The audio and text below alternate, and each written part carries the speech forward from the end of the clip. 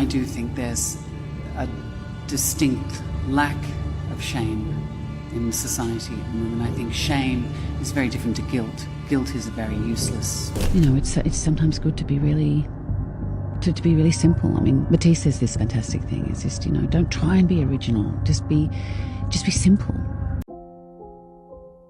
In Hollywood, betrayal hides behind a perfect smile and a designer dress. And Cate Blanchett, the queen of elegance, just exposed a shocking side of Blake Lively that few dared to imagine. While Blake tried to force her way into a prestigious spot that Cate had rightfully earned, she didn't expect Cate's quiet revenge. And now, with new leaks, insider accounts, and old scandals resurfacing, the carefully polished image Blake worked so hard to build is crumbling fast. Cate Blanchett's relationship with Chanel was legendary. For over a decade, she was the embodiment of everything Chanel stood for: timeless elegance, refined creativity, and an aura of effortless sophistication. While other stars chased trends, Cate built a partnership rooted in authenticity. This relationship wasn't built overnight. Cate worked Chanel's most exclusive shows, worked closely with their top creative directors, and eventually became the centerpiece of their major Women in Cinema campaign. In 2021, Chanel commissioned a special legacy short film written by Cate's husband, Andrew Upton. Everything was set, contracts were signed, promotional schedules were drawn up,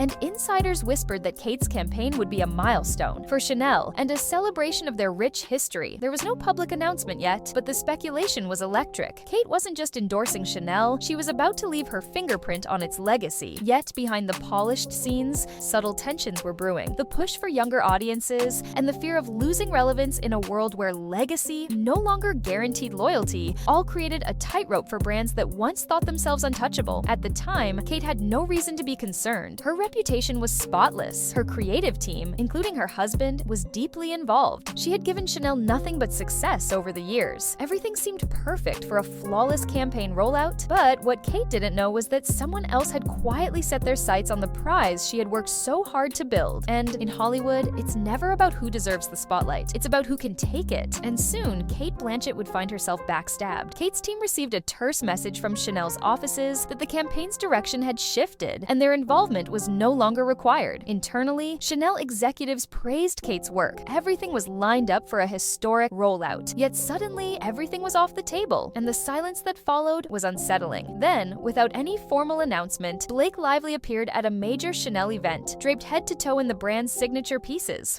All right, Blake Lively is out and about in the UK promoting her One Simple Favor, right? Is that the name? Yep, she's out. She's wearing this Chanel head to toe V. Here's the look in the runway. It was an awkward, glaring replacement that couldn't be ignored. Blake was positioned as the new centerpiece of the campaign. Cate's project hadn't been canceled due to creative differences or scheduling conflicts. It had been hijacked. The quiet, sophisticated artistry Cate had cultivated was repackaged into something louder, shinier, and unmistakably less meaningful. Industry insiders pieced the story together. According to leaks, Blake's team made Chanel an offer they couldn't refuse: a massive cross-platform marketing deal combining film, beauty, wellness, and Blake's powerful social media presence. In an era where online clout increasingly outweighed artistic value, it was a tempting shortcut for the brand to maintain relevance with younger audiences. Cate's supporters within Chanel were furious but powerless. The people who had spent months working on Cate's vision were left trying to reframe the switch without causing a PR disaster. Meanwhile, Blake posed for photos, gave glowing interviews about empowering women through beauty and film, and carefully avoided any mention of the campaign's original architect. Look at these. They match my outfit. Look at those nails. Wow. Aren't they incredible? Those are amazing. I had time for that. I literally did it while at work. It was a little chaotic. It was worth it. To those who knew the real story, it was a brutal, calculated betrayal. And while Blake celebrated her stolen spotlight, Cate was already planning her next move. Blake's team was determined to stamp out any trace of the original project. Insiders later revealed that Blake's management insisted on keeping key elements from Cate's campaign, but with one crucial difference. It all had to revolve around Blake's image of vibrant vibrant, youthful glamour. Even the quiet sophistication that defined Kate's short film was replaced with flashy edits and mass-market slogans. It wasn't just a new direction, it was a strategic rewrite of history, making it seem as if the campaign had always belonged to Blake. For those closest to the original project, the betrayal was personal. Stylists, cinematographers, and even some creative directors quietly leaked their frustrations. Texts and emails started to surface, revealing how deeply uncomfortable many were with the sudden change. One stylist admitted it was never meant to be Blake. The whole thing was built around Cate. Reworking it like this felt wrong. But Blake's team wasn't satisfied with simply replacing Cate. They allegedly launched a coordinated PR strategy to position Blake as the savior of the brand, painting her as the fresh face bringing Chanel into a new era. Subtle digs were hinting that the previous vision had been too outdated for modern audiences. Without ever naming Cate directly, Blake's narrative suggested that she had rescued Chanel from becoming irrelevant. Veterans were shocked. Trying to sideline Cate for a temporary social media boost wasn't just risky, it was short-sighted. Yet, headlines celebrated Blake as Chanel's bold new choice. Younger influencers rallied behind the revamped campaign, unaware of the quiet war happening behind the scenes. But while Blake raced to dominate the headlines, Cate was biding her time. She wasn't going to fight with cheap drama or messy public feuds. Instead, she prepared a much quieter response. About much. And the more I do, in a way, I think the less I know. And I've had a very eclectic and strange career that has taken me many places. But perhaps if there's any connective tissue in my career, it's the desire to know. It's the quest to unlock what it means to be human, that strange nub of fearful, joyful uncertainty that it is to be a human being. To live a creative life, it's fueled with uncertainty and doubt. It's the DNA of how you begin any project. You have to humble yourself and say, I don't know, and I'm here to find out. The chance for Cate to respond came at one of the most exclusive events in the fashion world, a private Chanel dinner in Paris. Months before the sabotage unfolded, Cate had RSVP'd for the evening, expecting it to be a celebration of her partnership with the brand and a preview of her husband's short film. But 2 weeks before the dinner, invitations were quietly updated, saying Blake Lively, not Cate Blanchett, would be the evening's honoree. Kate's film screening was quietly canceled without explanation. Many assumed Cate would pull out of the event altogether after such an obvious slap, but she arrived with grace, dressed elegantly as ever, refusing to let the awkwardness rattle her composure. Those in attendance described the atmosphere as strangely tense. As the dinner progressed, Cate remained poised, exchanging pleasantries, posing for photos, and maintaining the air of unshakable dignity that had defined her career. But that moment came when Cate overheard a conversation that would break her confidence facade. Blake, seated just a few tables away alongside a senior Chanel creative director, was overheard saying, I just feel like I can bring something fresh to it. That script was beautiful, but it felt a little outdated, right? The director reportedly laughed, adding, you mean Andrew's script? I didn't realize it was her husband's until later, but you're right. Legacy doesn't sell. To Gen Z, Cate, sitting within earshot, heard every word. Witnesses said her smile faltered for just a moment. This was a devastating blow. Cate didn't confront them. She didn't cause a scene. Instead, she endured the humiliation in silence, carrying herself through the rest of the evening with the same quiet grace she had walked in with. Still, the damage was done. It wasn't just the public sabotage anymore, it was personal. They hadn't merely replaced her. They had ridiculed her work, her artistry, and her personal life, all within earshot, with no regard for the years she had given to the brand. And while Cate said nothing that night, she left knowing that true revenge didn't require public outbursts or messy scandals. Sometimes, the most devastating responses happen quietly over time when no one expects them. In April 2023, Chanel had planned a wave of promotional releases to cement Blake's new position as the brand's star. But buried among the scheduled materials was a feature piece for a major British fashion magazine that had been greenlit months earlier when Cate was still the face of the campaign. The article had praised Kate's creative involvement and directly referenced Andrew Upton's short film as the heart of Chanel's legacy project. Someone on the PR team let the piece go live without the necessary revisions, and for a brief window of just 3 hours, the truth was out for everyone to see. Screenshots exploded across social media,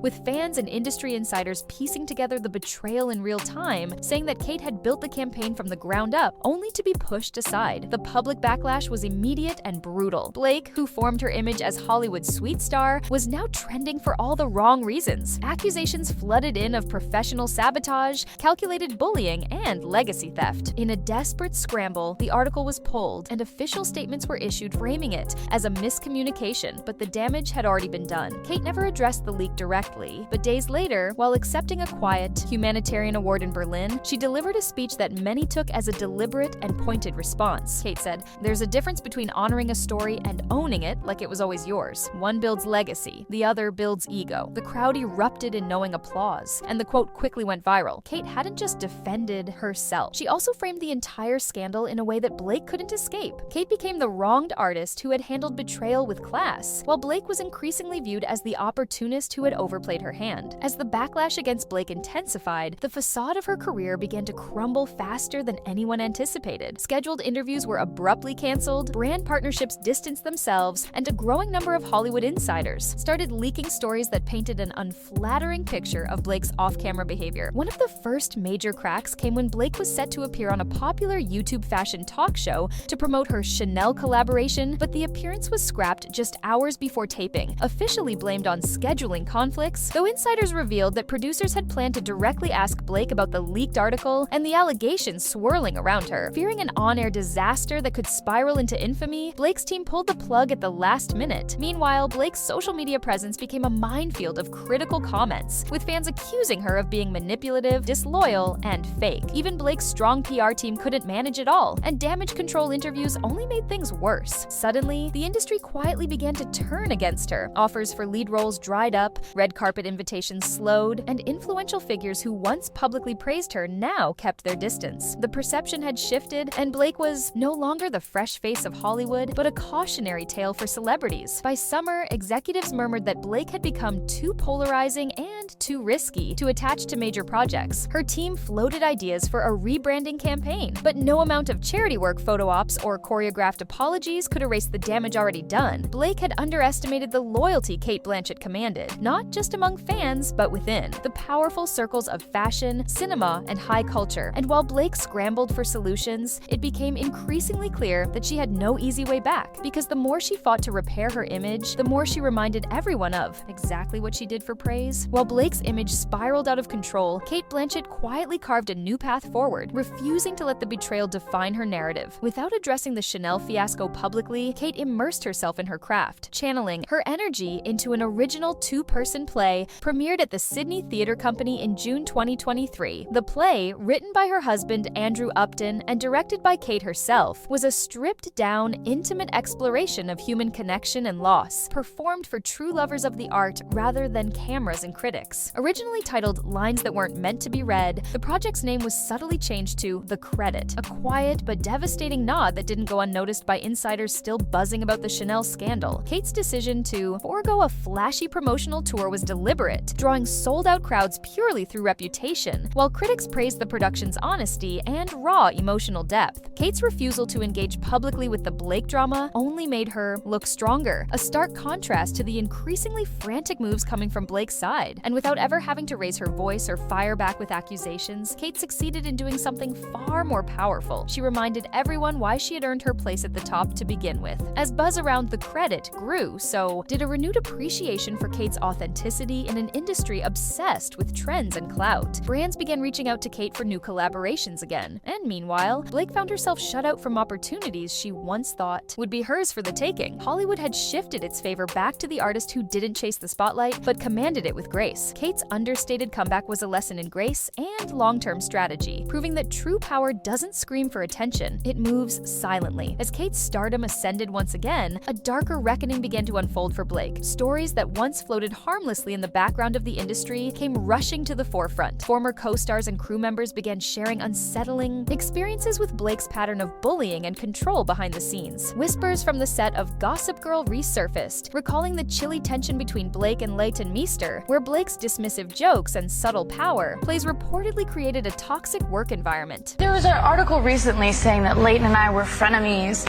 and it's frenemies. Is that the new term, frenemies? Yeah, we're friends, but we're also enemies. And it's really strange because they always want to pit women against each other. You don't hear about like Penn and Chase hating each other and being jealous and competitive. I think I'm just brunette because of the books. And everyone knows blondes are nicer anyway.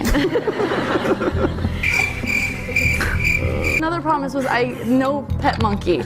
Yeah. Chuck has a matching pet monkey with coordinating outfits, and I was like, I would love to be part of the show, but I can't act with a monkey. And then I got a few of them. I'm just kidding. Come on, it was a joke. Lord have mercy. Your wardrobe?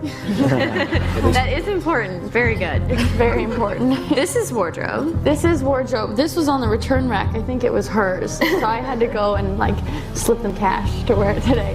One that executive producer Joshua Safran later hinted at in interviews. Clips of old interviews circulated online, including moments where Blake made inappropriate jokes at Leighton's expense, while her co-star sat in uncomfortable silence. Even Armie Hammer hinted during a talk show appearance that working with Blake had been so difficult that he requested to leave the set early. On Gossip Girl, who was the biggest diva on set? I wish I could take all of my passes back and use them all right now. Yeah.